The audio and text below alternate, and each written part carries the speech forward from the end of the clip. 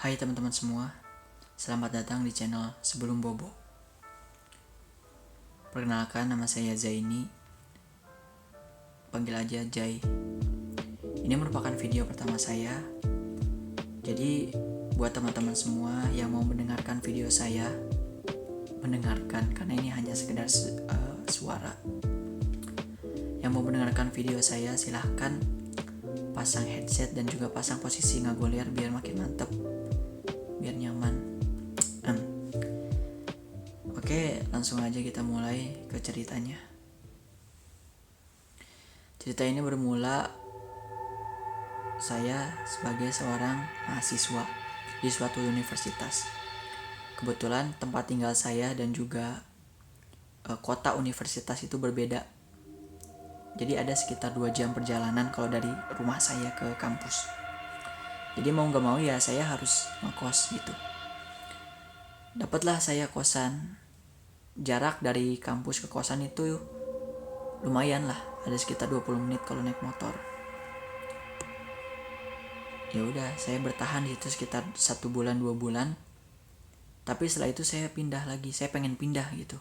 Karena keadaannya yang menurut saya kurang nyaman, banyak sekali anak-anak kecil yang lari-larian ke sana kemari, apalagi kalau udah sore itu. Saya pengen tidur. Enggak sore sih, siang lah, bentar jam 3 jam 4. Saya pengen tidur bentar ya. Nggak bisa, itu banyak anak-anak lari-lari sana kemari, berisik banget. Jadi ya mau nggak mau, emang pengen saya. Ya udah, saya mutusin buat pindah. Saya ngehubungin lah orang tua saya, minta bantuin pindah gitu. Saya pindah, nyari kosan, dapatlah kosan. Kosan ini nggak terlalu jauh sama kampus. Kalau naik motor itu sekitar 10 menit, 7 menit, 8 menitan lah, nggak sampai 10 menit. Saya dapat kosan yang lumayan deket gitu. Ditambah lagi posisinya yang buat saya yang seorang tukang rebahan itu sangat-sangat pas karena hening sekali. Dan juga walaupun harga dari kosan ini ya agak sedikit berbeda, agak sedikit mahal dari kosan sebelumnya, tapi ya nggak apa-apa lah gitu. Yang penting utamakan kenyamanan. Asik. Saya mengutamakan kenyamanan. Sebulan 2 bulan nyaman saya di situ, tapi pas ketiga bulan saya tetap nyaman juga, tapi ada beberapa hal yang menurut saya ganjil gitu. Pernah suatu ketika waktu itu sebelum saya berangkat ke kosan, biasanya nih saya suka ngisi air di bak. Oh iya, buat teman-teman semua, kalau misalkan anak kosan pasti tahu biasanya kamar mandi itu buat baknya itu biasanya bukan bak yang bukan bak yang dibikin, tapi baknya dari ember itu ember bekas cat gitu ya, yang gede itu yang warna putih. Nah itu saya sebelum berangkat ke kampus saya ngisi dulu buat nanti siang atau sore itu pulang langsung mandi, enak kan ya. Jadi pagi-pagi sebelum saya berangkat saya isi, udah penuh berangkatlah saya ke kampus, aktivitas di kampus terus pulang. Kebetulan waktu itu siang, tapi karena ada kegiatan organisasi ya mau gak mau saya ikut dulu gitu. Pulang jam 3 lah, jam 3 sore. Sampai ke rumah, sampai ke kosan itu jam setengah 4, karena saya sempat udah gidik dulu. Udah gidik apa sih bahasa Indonesianya? Udah gidik bahasa Indonesia kan ya. Sempat kesana kemarin dulu sampai jam setengah 4. Terus saya mau mandi kan ya, udah sampai sana mau mandi. Tapi sebelum itu saya masuk ke kosan. Saya pas masuk ngelihat ada tapak kaki gitu. Lah, ini tapak kaki siapa? Kayak tapak kakinya itu nggak pakai sepatu gitu, tapi emang agak belok gitu. Agak belok. Jadi kayak ada tanah-tanah gitu, tapi ukurannya juga sepantar sih sama kaki saya. Walaupun tadi pagi gitu saya sempat udah gidik juga, tapi saya ingat saya pakai sepatu gitu. Tapi saya nggak bakalan nganggap hal aneh. Saya mikir tetap positive thinking gitu. Ya udahlah, emang kayak tapak kaki saya gitu. Saya bersihin, udah itu saya langsung mandi. Saya mandi. Nah, Pas saya masuk ke kamar mandi saya cek, karena saya tadi pagi saya ingat saya itu ngisi ember itu buat mandi. Pas saya cek kosong gitu lah, kok kosong gitu, padahal tadi pagi saya yakin saya ngisi gitu. Pas saya sendok es itu ke mulut, nyut, nggak, maksud saya pas saya cek emang kosong beneran gitu, kosong melompong. Ada sih tinggal sedikit doang ya, tinggal itu mau buat ngebanjur buat nyiram air kencing. Saya aneh kan ya, lah kok kosong gitu, tapi saya nggak mikir aneh-aneh juga. Ya udahlah, saya anggap emang saya lupa gitu, saya mikir gitu lagi, saya lupa, ya udah itu mandi. Terus pas selang beberapa hari kemudian 2 hari atau 3 hari kalau nggak salah, saya ngelakuin hal yang sama kayak biasa. Sebelum saya berangkat ke kampus saya ngisi air buat mandi nanti siang, jadi nggak usah ngisi air lagi. Kebetulan hari itu saya pulang dari kampus itu siang, nggak sore, jam udah zuhur lah. Saya pulang ke kosan. Pas sampai di kosan, cuaca yang emang lumayan agak panas waktu itu, saya mutusin buat mandi ya, saya mau mandi ya, biar nanti sore kagak usah mandi lagi gitu. Pas saya buka kamar mandi, ini airnya udah kosong lagi gitu, kok air kosong gitu. Tapi waktu itu airnya tuh nggak habis kayak waktu sebelumnya gitu, masih adalah sisa sedikit. Saya mikir ini bolong atau ada curut yang nginum bak mandi saya gitu, saya mikir gitu, kayaknya bolong deh. Ya udahlah, saya cek dulu kan ya, saya buang airnya yang sisa itu, saya cek, tapi kagak ada yang bolong gitu, anehnya tuh. Emang kayaknya emang ada tapi nggak kelihatan. Terus saya udah mikir, ya udah emang kayaknya ada. Terus saya mau ngomong ke bapak kosannya yang punya kosan. Terus pas sore ketemu dah saya sama bapak kosan, ngomong, Pak, ember di kosan saya kayaknya bocor deh, di kamar kosan saya kayaknya bocor deh. Lah emang apa? Ini saya ngisi air kosong mulu. Oh ya udah, ntar besok saya bawain dah ember cat cat yang baru, ember yang baru gitu, kata bapaknya. Terus kata saya, oke siap Pak. Pas besoknya beneran lah dibawain ember buat mandi, ember cat mulu saya ingatnya. Nih pakai aja ya, yang itu sini saya bawa, kata bapaknya. Oh iya Pak, makasih banyak Pak, kata saya. Ya oke. Bapaknya juga gak banyak ngomong gitu, cuman ngasih bet udah itu. Udah semenjak itu emang gak ada kejadian apa-apa lagi. Nah, ada kejadian lagi waktu itu hari Kamis, hari Kamis, saya kira hari Rabu. Hari Kamis saya beres dari kegiatan dari kampus jam 12, udah zuhur. Saya bilang ke teman saya emang mau ngajak nginep teman saya, namanya itu Eja. Nginep yuk di kosan gua, kata saya. Oh ayo boleh. Terus tapi kata dia, tapi gue pengen rapat dulu ya, ini ada mau yang dibahas, kata dia. Kata saya, oh ya udah, karena berhubung saya sama dia emang walaupun sekelas tapi ada organisasi yang nggak saya ikutin gitu. Ya udahlah, saya bilang, lu kalau misalkan udah di kosan atau mau ke kosan ngechat aja ya, kata saya. Ya udah udah itu saya pulang deh ke kosan. Pas sampai kosan jam 12:30 kalau nggak salah, saya mandi, saya salat zuhur, terus tidur sampai jam 3 kalau nggak salah. Saya tidur, saya bangun, terus pacar saya nelpon sampai jam 3:30. Kita teleponan jam 3:30 karena udah masuk waktu asar gitu ya. Ya udah, saya sholat dulu, udah beres asar. Terus pacar saya telepon lagi gitu. Lah ini udah nelpon lagi aja, temen-temenan gitu saya. Udah kita teleponan dah sampai setengah jam kalau nggak salah, sampai jam 4-an, jam 4 kurang lah kita nelpon. Tapi pas selama teleponan itu si Eja datang, tok pintu, masuk aja kagak dikunci, kata saya. Tapi dia kagak masuk gitu, padahal kan gak dikunci. Saya udah bilang masuk aja, saya agak kenceng ngomongnya.